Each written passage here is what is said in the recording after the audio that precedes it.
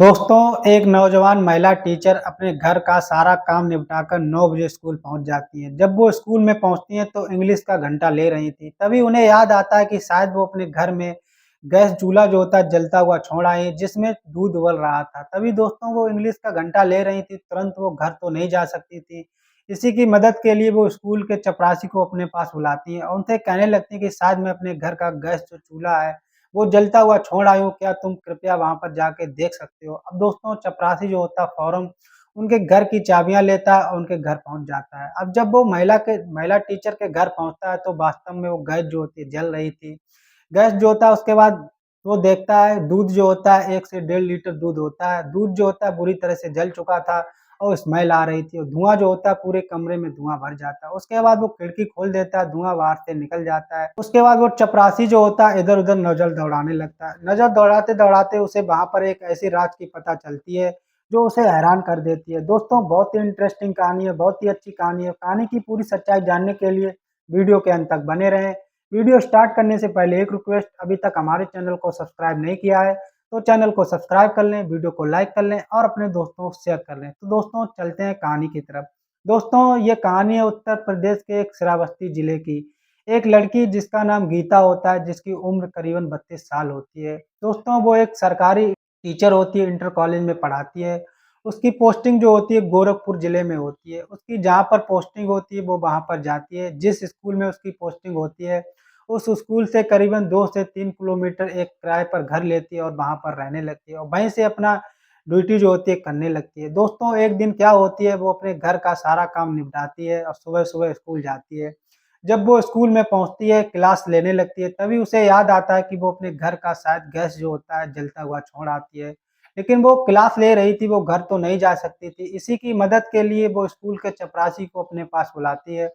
अब कहने लगती है कि आप मेरे घर पर चले जाओ, शायद मैं अपने घर का गैस जो होता है जलता हुआ छोड़ आई हूँ। अब दोस्तों वो चपरासी जो होता है जिसका नाम मोहित होता है, मोहित तुरंत वहाँ से जाता है, मैडम के घर पहुँच जाता है। जब वो वहाँ पर जाता है तो वो देखता है कि वास्तव में गैस जो होती जल रही थी, जिसमें दूध जो होता है उबल रहा था। लेकिन दूध जो होता है जल चुका था, बुरी तरह से स्मेल आ रही थी और कमरे में दोस्तों धुआँ भी भर चुका था। उसके बाद वो गेट तो खोल देता है, उसके बाद वो खिड़की भी खोल देती है जिससे धुआँ जो होता है और खिड़की के सहारे वहाँ से निकल जाए। अब दोस्तों उसके बाद वो देखने लगता है जिस बर्तन में दूध उबल रहा था वो बर्तन जो होता है बुरी तरह से जल चुका था। अब वो सोचने लगता है कि मैडम जब पढ़ा के आएँगी तो वो इसको धुलेंगी, क्यों ना हम भी इसको धुल दें, हमारा तो यही काम है। चपरासी हैं, हम स्कूल में यही काम करते हैं तो क्यों ना मैडम को परेशानी ना होने दें। उसके बाद दोस्तों जो मोहित जो होता है उस बर्तन को अच्छी तरीके से सफाई कर देता है, साफ कर देता है और कमरा जो होता है वो भी अच्छी तरीके से सफाई कर देता है।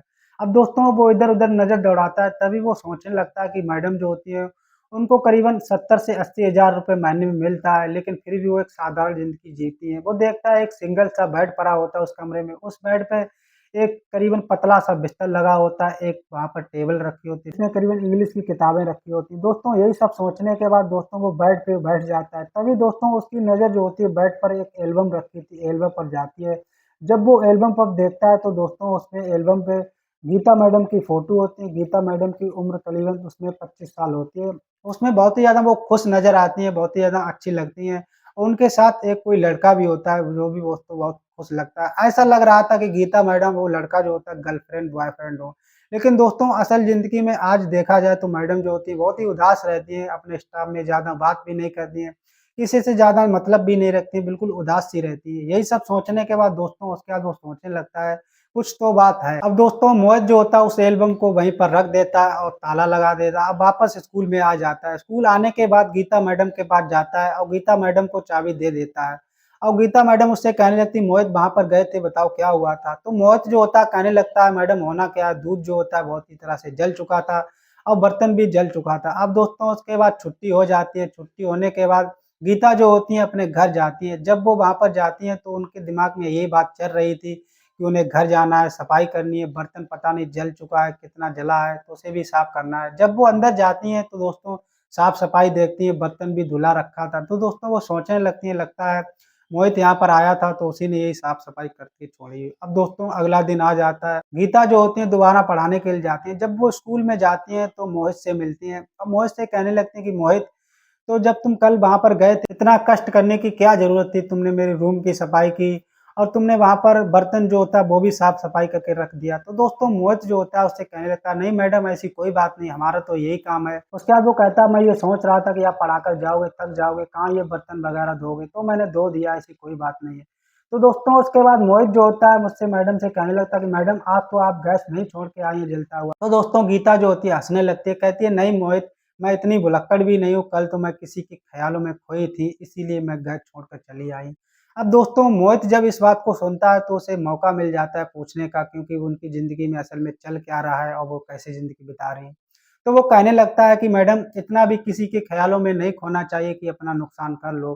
किसी के बिछड़ जाने से हमारी ज़िंदगी जो होती है रुक नहीं जाती है। दोस्तों गीता मैडम जब मोहित की बात को सुनती हैं तो एकदम से आश्चर्यचकित हो जाती हैं, परेशान हो जाती हैं दोस्तों, तभी जो होता है घंटा लग जाता है। गीता मैडम जो होती है घंटा लेने के लिए चली जाती हैं। अब दोस्तों कुछ समय बाद इंटरवल हो जाता है। जब इंटरवल होता है तो दोस्तों गीता मैडम जो होती हैं उनको एक कमरा मिलता है जिसमें वो अपना स्कूली काम करती हैं। वहीं पर जाती हैं, बैठ जाती हैं, अपने स्कूल का काम करने लगती हैं।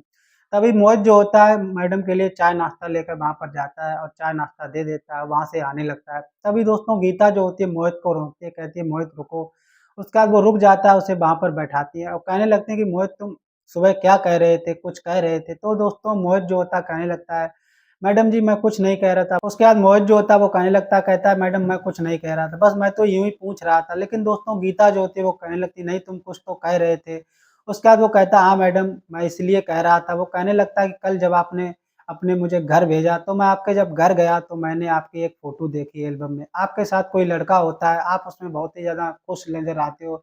लेकिन आज के ज़माने में जब देखा जाए तो आज आप बहुत ही दुखी-दुखी लग रहे हो, तब कि आपके पास सरकारी नौकरी है, अच्छा खासा पैसा कमाते हैं, फिर भी आप अपना ऐसा जीवन व्यतीत कर रही हैं। तो उसके बाद वो कहने लगता है, मैडम जी किसी के जाने से ज़िंदगी नहीं रुक जाती है, कोई चला गया तो उसमें आप अफ़सोस मत करिए। कोई चला गया किसी के साथ उसने शादी भी कर ली होगी, अपनी ज़िंदगी शानदार बिता रहा होगा, तो आप अपनी ऐसी ज़िंदगी क्यों बनाए हो? और दोस्तों गीता जो होती है एकदम से जब उसकी बात को सुनती है, तो एकदम से कहने लगती है, कहती है, नहीं मोहित, ऐसी बात नहीं है, अगर वो किसी के साथ चला जाता, अगर किसी के साथ शादी कर लेता, तो मुझे खुशी होती, लेकिन वो उस दुनिया में नहीं है। मुझे छोड़कर वो हमेशा-हमेशा के लिए चला जाता है। अब दोस्तों मोहित जब इस बात को सुनता है तो एकदम से माफ़ी माँगने लगता है।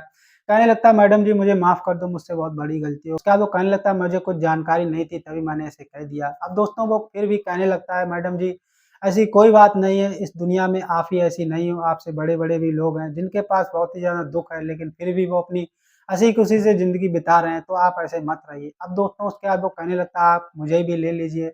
उसके बाद मोहित जो होता है अपनी स्टोरी बताने लगता है। उसके बाद मोहित जो होता है कहने लगता है, 2005 में मेरी शादी होती है, बहुत ही खूबसूरत पत्नी होती है, मेरे धीरे-धीरे 2 बच्चे हो जाते हैं। धीरे-धीरे बहुत ही अच्छी ज़िंदगी चल रही थी, शानदार ज़िंदगी बिता रहे थे। तभी मेरी पत्नी जो होती है, बच्चे कहते हैं वो घूमने का रट लगा लेते हैं, तभी मैं नेपाल जो होते हैं अपने बच्चों को लेकर, अपनी पत्नी को लेकर नेपाल घुमाने के लिए जाता हूँ। तो उसके बाद वो कहता है 2015 में मैं अपनी पत्नी और बच्चों को नेपाल लेकर जाता हूँ घुमाने के लिए। तभी वो कहता है 2015 में नेपाल में भयानक तूफ़ान आता है।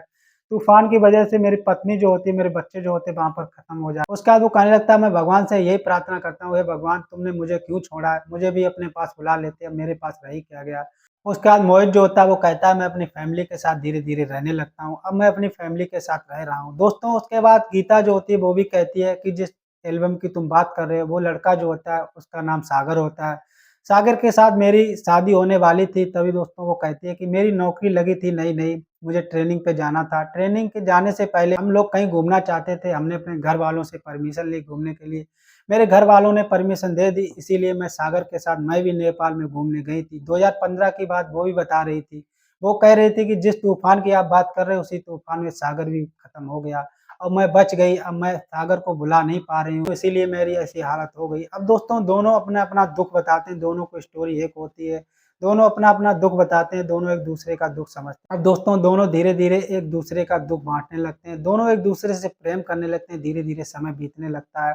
उसके बाद दोनों दोस्तों अपने प्रेम का एक-दूसरे से इज़हार कर देते हैं और दोनों शादी के लिए कहने लगते हैं। दोस्तों उनके घर वालों को जब पता चलती है, तब दोनों के घर वाले जो होते हैं, दोनों की आपस में शादी करा देते हैं। दोस्तों वो टीचर होती है, वो एक चपरासी होती है, फिर भी वो दोनों शादी कर लेते हैं और अपनी ज़िंदगी बिताने लगते हैं। दोस्तों ये थी आज की कहानी, कैसी लगी कमेंट बॉक्स में ज़रूर बताएँ। वीडियो को लाइक कर लें, चैनल को भी सब्सक्राइब कर लें। मिलते हैं अगली वीडियो में, धन्यवाद।